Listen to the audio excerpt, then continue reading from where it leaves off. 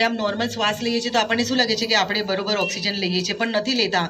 એટલે આ પણ એક્સરસાઇઝ છે એ આપણા લંગ્સ માટે બહુ હેલ્પફુલ છે. આપણા લંગ્સને તંદુરસ્ત રાખે છે. ઊંડો શ્વાસ લો, ધીરે ધીરે છોડો.